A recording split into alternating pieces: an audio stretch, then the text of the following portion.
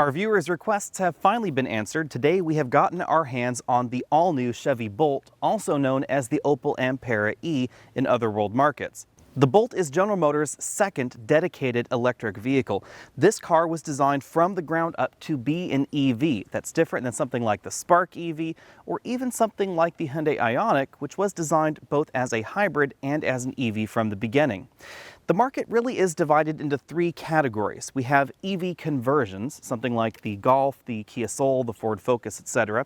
The aforementioned Hyundai Ioniq, which was designed to be both a hybrid vehicle and an electric vehicle in different models, but the same basic design was applied to both of those.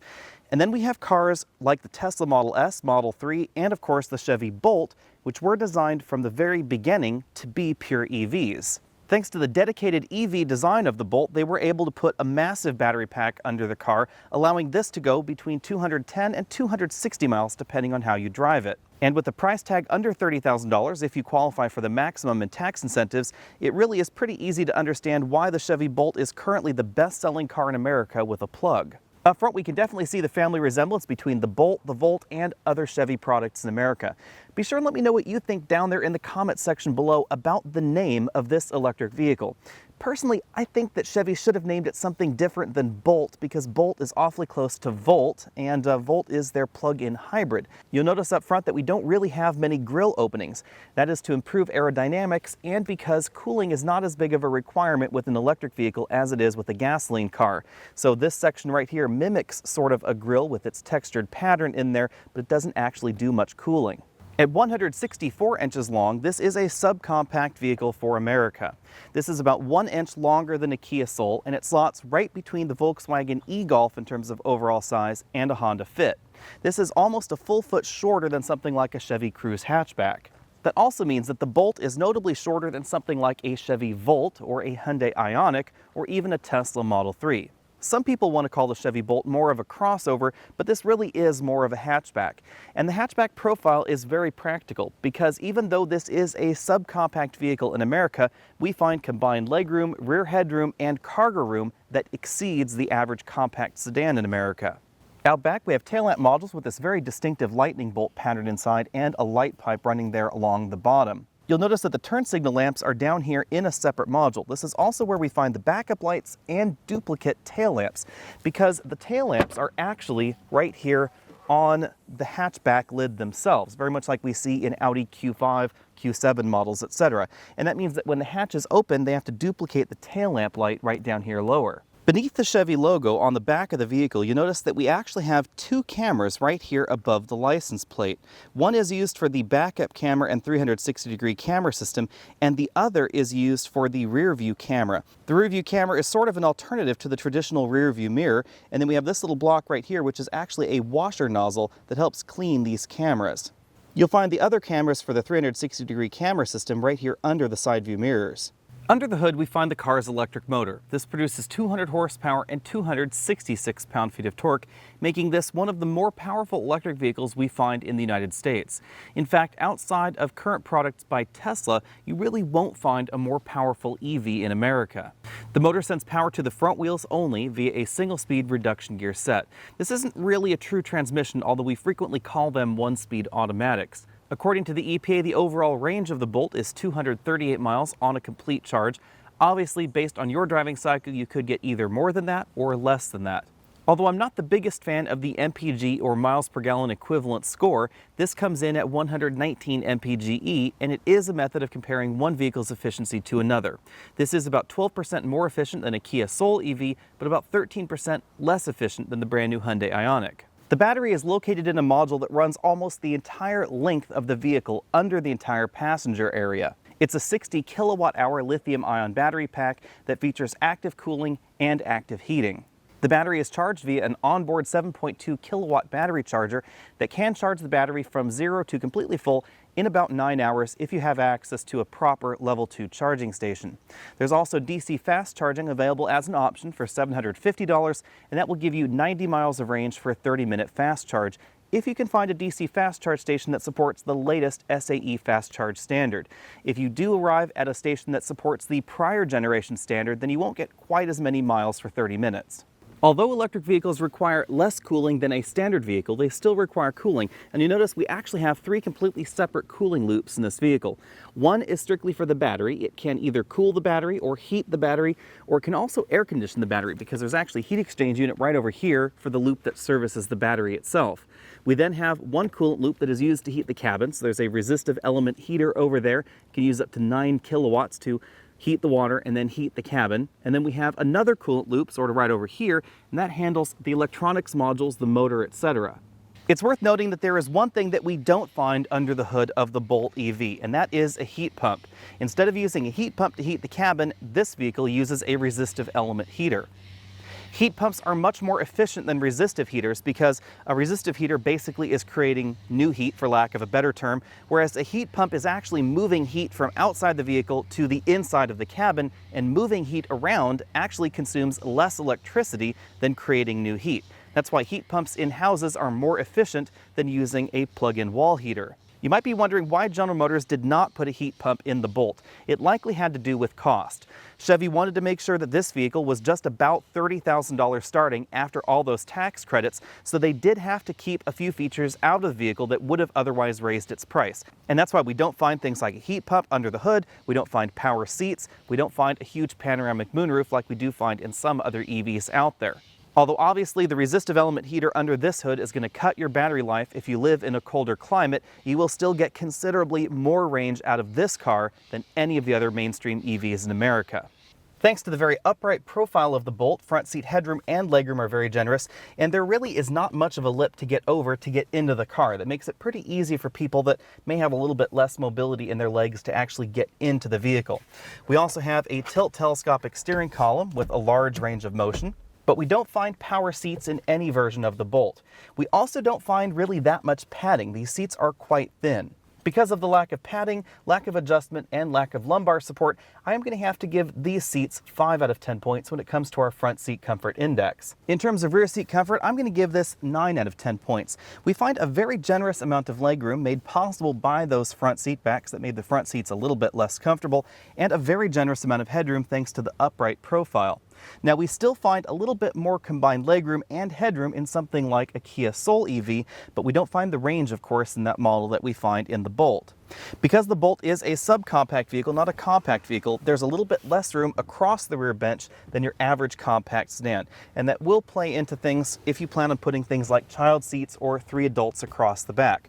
However, you can really see if I move over to the right side of the vehicle how much legroom there is going on here. This front seat is all the way back in its tracks. I had a 6'5" person up front. They had no problem getting comfortable, and I still have about an inch of legroom left. Taking a closer look at the cargo area, we have a tonneau cover that is one of these foldable variety.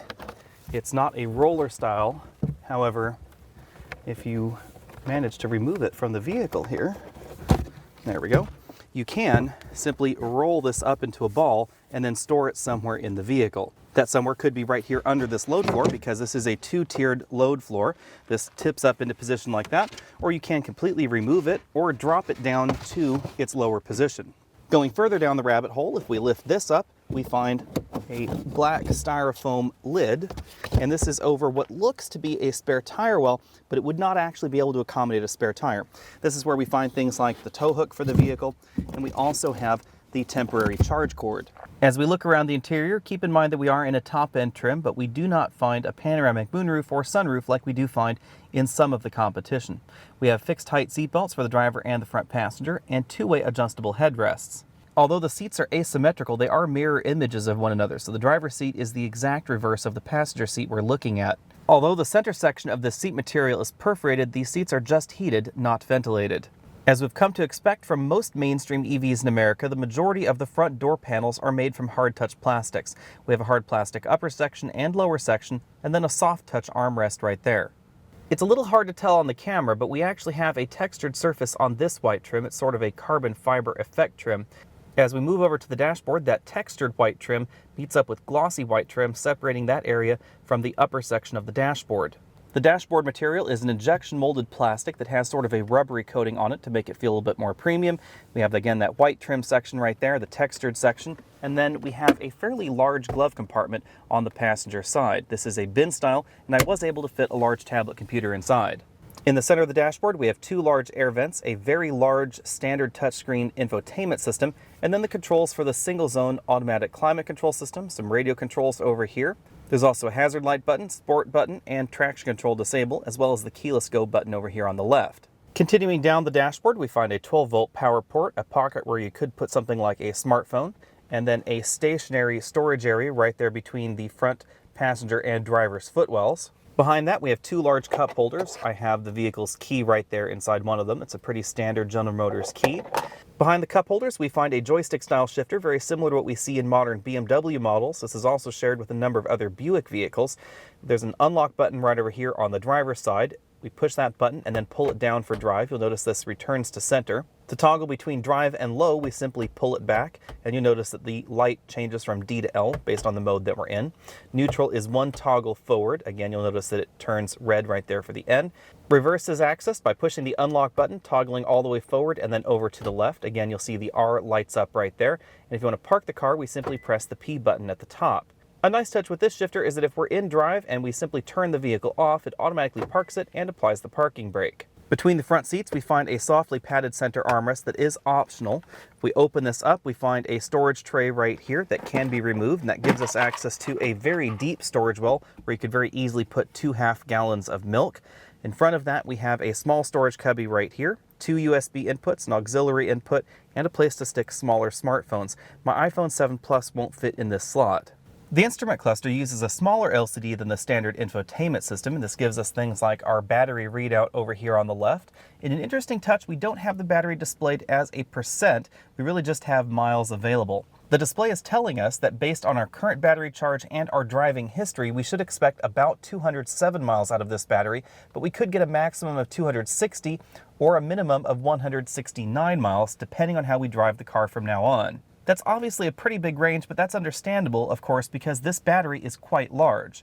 In the center of everything, we have a digital speedometer. This is also where we find typical trip computer readouts like our distance, average economy, tire pressure, etc. On the right side of the display, we see how much power is coming out of the battery or going back into the battery via regeneration. For instance, if I were to turn up the heater in the vehicle, even though we're parked, you'll notice that we're consuming 8, perhaps even 9 kilowatts at some points. And of course, if we were going downhill and regenerating power back into the battery, the line would be down here towards the bottom of your screen. As we see in other General Motors vehicles, we can also see things like our audio system information. We click that option, you'll see that we have that Sirius XM channel displayed right there in the middle. And then we can use the controls on the steering wheel to change the station. We can also click the More button to change our audio source or access our favorites. The phone interface is fairly self-explanatory, as is the OnStar navigation interface. Again, this is not built-in factory navigation, this is navigation via the OnStar service.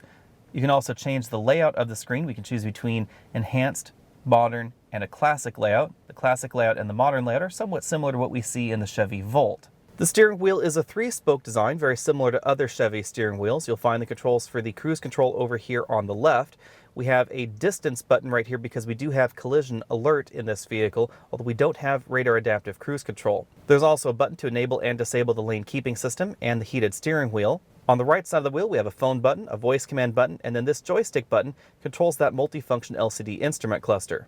On the left side of the steering wheel, we have a favorite up and down button, which allows you to access radio favorites in the system. As we see in other GM cars, they put the volume controls on the back of the steering wheel. We have up and down on the right side. On the other side of the wheel, we find a single paddle for the regenerative brakes. Thanks to the powerful electric motor under the hood, we ran from 0 to 60 in 6.2 seconds, which is very quick, not just for an EV, but really for any subcompact vehicle in America. The Bolt is nearly 2 seconds faster 0 to 60 than something like an Ioniq or a Volt or a Kia Soul Eevee. This is about 3 seconds faster 0 to 60 than Volkswagen's E-Golf and about 4 seconds faster 0 to 60 than something like a Prius Prime. In fact, this Chevy goes 0 to 60 faster than the Bmw i3 electric, but not quite as fast as the slowest Model S at right around 5 seconds 0 to 60.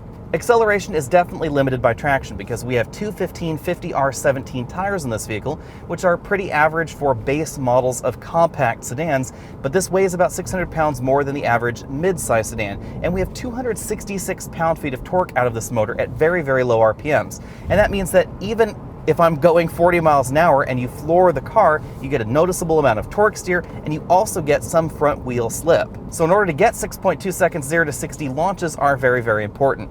Because of those relatively narrow tires and the fact that they are low rolling resistance tires, our 60 to 0 braking score is a little bit longer than your average mid-size sedan at 133 feet. This is also a little bit longer than the average mainstream electric vehicle like the Soul or the Ioniq, again because of the curb weight. It's worth noting that if you want your Bolt to stop shorter, you can definitely do that aftermarket. All you'd have to do is put grippier tires on this car. It would probably help improve your acceleration score because we'd get less tire slip on acceleration, and it would definitely shorten your braking score. It would also help improve the handling score because the suspension setup in the Bolt is really very competent. General Motors has a long history of creating excellent, fun-to-drive front-wheel drive cars, and all of that has gone into the Bolt. Now, we do get a little bit of torque steer, but overall the suspension is very well controlled. The brand new Hyundai Ioniq and the recently revised Volkswagen E-Golf are definitely a little bit more fun to drive out on your favorite winding mountain road, although they're not going to go as fast as the Bolt. With a curb weight that is 600 pounds heavier than a Chevy Malibu and 50 series tires, you might assume that the Bolt would deliver a fairly smooth ride out on the road. But the suspension in this vehicle is actually quite firm, and that surprised me a little bit because this is notably firmer out on rougher roads than the Chevy Volt, which is the plug-in hybrid, or of course the Chevy Cruze, which is their standard hatchback. In general terms, this is actually one of the firmer subcompact vehicles we find in America. This is notably firmer than something like a Honda Fit or even something like a Mazda CX-3. Now on the flip side, the firm suspension that we find on the Chevy Bolt would mean that this vehicle would be a very good candidate if you wanted to swap out the 17-inch wheels and tires for something that was a little bit lower profile, a little bit wider, perhaps like a 225 with summer tire. Then the Bolt would actually handle extremely well. Cabin noise in the Bolt came in at 74 decibels, which is a little bit louder than some of the other mainstream EVs out there. Tire noise is very well controlled in the Bolt, so we get a little bit less tire noise in this cabin, I think, than we see in some of the other EVs out there like the Soul Eevee or the E-Golf, but we definitely get more wind noise in this cabin than we get in some of the competition. As I said before, I'm not a huge fan of MPGe when it comes to comparing electric vehicle fuel economy, because nowhere in this vehicle is it giving you an MPGe score. Really, the only electric vehicle that I can think of that gives you your fuel economy in terms of MPGe is the Fiat 500e. Likely because the Bolt is more powerful than other EVs that we have tested here at Alex on Autos, we've been getting slightly lower efficiency than some of the competitive models. We've been averaging about 3.3 miles per kilowatt hour. Keep in mind, of course, I do drive up and over a 2,200 foot mountain pass, so that does have a negative impact on any EV's economy. Going up and over that mountain pass is one of the big reasons I think that this vehicle has actually fallen behind the Kia Soul Eevee in terms of its overall electric fuel economy. The Soul averages about 3.4 miles per kilowatt hour. I actually happen to own a Soul Eevee, and that is also our running average. It's about the same running average that we got when we were testing that for a complete week as a press loan vehicle. The difference likely has to do with the fact that the Soul is lighter than the Bolt, and when you're lugging a vehicle up and over a mountain pass, weight really does come into play. It's worth noting, of course, that the Bolt is 12 to 13% more efficient than the Soul Eevee, and you really will notice that out on steady-state highway travel. This is going to be much more efficient when you're going 65 or 70 miles an hour than something boxy like that Soul Eevee, although it's not quite as efficient as the Hyundai Ioniq. Therefore, I am going to have to give this an overall A- score when it comes to efficiency. Overall, out on the road, the Bolt is exactly what I expected from a General Motors long-range electric vehicle. The motor has a large amount of torque and the vehicle overall feels very peppy.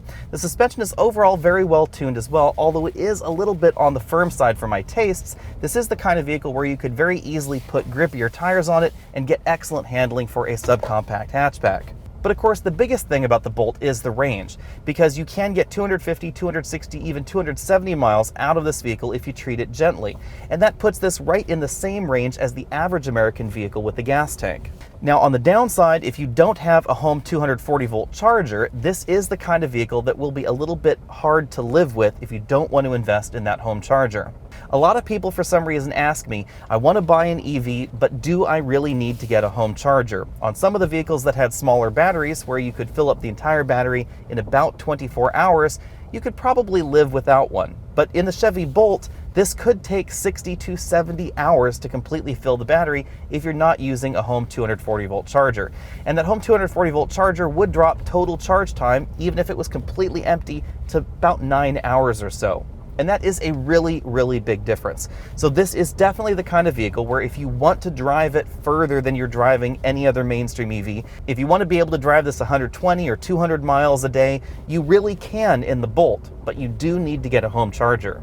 Although there won't be any substantive changes for the Bolt for 2018, we don't yet know what the pricing will be like, so expect it to stay very close to the pricing you're seeing on your screen, which is for the 2017 Bolt. GM decided to limit the model to really just two trim levels, the LT trim and the Premier trim that we were driving this week. Both models are fairly well equipped, as you can see on your screen, and both models can be had with the optional DC fast charge connector for $750. That's definitely an option that I would get. You can also add some of the active safety systems to either model, although the autonomous braking system and collision warning system is limited to just the top-end Premier model. Key takeaways for the Chevy Bolt are obviously the very long electric range, but a little bit less obvious is part of the way that General Motors gets to that long range and keeps the pricing very low in the Bolt. Remember, as I continually say, there is no free lunch, so you do have to give up a few features in order to get a vehicle like this for this price with a long range. To that end, we don't find some of the luxury features, gadgets, and gizmos that you may find in other electric vehicles. You don't find ventilated seats, we don't find a heat pump, we don't find power seats, and I do think that the front seats are a little bit less comfortable than the average compact vehicle in America. However, we get an electric vehicle with a very, very long range. It's also worth noting that the DC fast charge connector is optional on all trims. I would strongly recommend that you get that on your Bolt if you do buy one. That brings us along to one of the most popular comparisons between EVs, electric range. You can get an EV in America with a range as low as 84 miles, that would be the Fiat 500e, or you can go all the way on up to over 300 miles with certain Tesla models. You'll notice, however, that most of the mainstream electric vehicles in America are clustered right around 100 miles. The Kia Soul Eevee that I own can get just about 100 miles if you treat it nicely. Top end in this mainstream segment really seems to be the Volkswagen E-Golf, which has just received a bigger battery. It'll go about 125. However, then things take a massive leap on up into the Chevy Bolt at 238 miles according to the EPA. That quite logically puts the Chevy between the smallest battery available in the Model S and the largest battery available in the Model S, and right in the middle of the range for the upcoming Model 3. Let's start out our EV comparison with our former favorite in this segment, the Kia Soul Eevee. It also happens to be a model that I own. The Soul is notably less expensive than the Bolt, starting just over $32,000, although again that range is going to be about 100 miles in the 2017 model, a little bit higher in the 2018 model, but definitely below the Chevy Bolt. Now for my daily commute, that range is not really a problem because I can go from home to the office and back again twice without really running out of battery. The use case is important, of course, because for me, the electric vehicle is a commuting vehicle, and I really only use it during the week. I don't use it on weekends to go on road trips, but you could use the Bolt for those road trips, and I actually did the week that I had it. I had no problem going from home down to Monterey for the weekend, and then going back home, and then taking another trip the next day without really worrying about the battery. And that's because the battery is so large. Kia does toss an awful lot of standard equipment into the Soul Eevee. Most models will have the heat pump, which does improve efficiency, especially in winter driving, and they all have a DC fast charge port. The Soul is also very practical, very comfortable, and I think its interior is put together with greater precision, greater care, and better components than we find in the Bolt. It's also more comfortable than the Chevy. When it comes to range, of course, there's no contest. The Bolt easily wins with over twice the range, but it's also notably quicker 0 to 60 than the Soul Eevee, and it will also handle a little bit better as well. Next up, we have the Volkswagen E-Golf, starting just over $30,000. It is one of the less expensive EVs you can buy in America. The E-Golf has recently received a battery upgrade, bringing its EPA range to 125 miles, which is a little bit above the mainstream pack, but again, nowhere near what we see in the Chevy Bolt. The E-Golf is fun to drive, it's put together well, and you can get some nice touches inside like power seats that we don't find in the Chevy Bolt. Although the Volkswagen starts about $7,000 less than the Chevy, adding options can get it up to about the same price as the bottom-end Volt. And for that same price, you're going to get slower acceleration, slightly worse handling, and of course, less than half the range. That brings us along to the Bmw i3. I wouldn't normally compare the i3, which is definitely a luxury branded vehicle, to a mainstream electric vehicle like the Kia Soul Eevee or the Volkswagen E-Golf, but the comparison to the Bolt almost makes sense. because you can get the battery electric version of the i3 down to about $44,000. That's only about $4,000 more expensive than the premier version of the Bolt. The range extended version of the i3 is going to be about $8,000 more than a comparable Chevy Bolt. But that extra cash will buy you a luxury vehicle with a range that is nearly identical to the Bolt, and you can keep refilling it at a gas station if you want to go beyond its 180 to 200 mile range. So if you wanted to drive your Bolt or your BMW i3 range extender from San Francisco to Los Angeles, it will be faster in the i3 with the range extender because you can keep stopping at gasoline stations, keep filling it up with gas, and then keep driving on. However, with a Chevy Bolt, you would have to stop at a DC fast charge station and wait 30 minutes in order to get that same 90-mile range. Obviously, the i3 with the range extender and the Bolt are targeting very different shoppers. The i3 with the range extender is the EV with the backup plan, and the Bolt is the EV with just the bigger battery. It may sound silly to put a generator basically in the back of your BMW i3, but there is rationality to the madness, because the i3's range extender actually weighs less than if BMW had doubled the battery and tried to give it about the same size range as we find in the Bolt. The Bolt's battery is large and it's heavy. That's why it's about 600 pounds heavier than a Chevy Malibu, but it is required in order to give you that long EV range. Now, of course, we must talk about the mythical beast that is the Tesla Model 3. The big thing to remember is that despite all the hype, we don't really have that many details about the Model 3 yet. But let's talk about what we do know. If you decide you want a Model 3 today, Tesla says you should be able to get your hands on one in 12 to 18 months. That's about how long it's going to take for them to actually build one in your position in line if you got in line right now, because there are a ton of people ahead of you and Tesla's production has been severely delayed. The battery electric range will be between about 220 to 310 miles depending on which battery you get in your Model 3, which means it could be a little bit below the Chevy Bolt or notably above the Chevy Bolt depending on that battery. We do know that it will have Tesla's latest 15-inch touchscreen infotainment system, but a lot of the details around what options are going to be offered inside the Model 3 are really not that well known at the moment. Tesla has provided a little bit of pricing guidance, but a lot of this really is unknown as well. We know that it will start for right about $35,000. They have been pretty firm that there will be a $35,000 model available. However, you may not be able to get your hands on one right away. You may have to wait for that because they're not going to be making that base model from the start.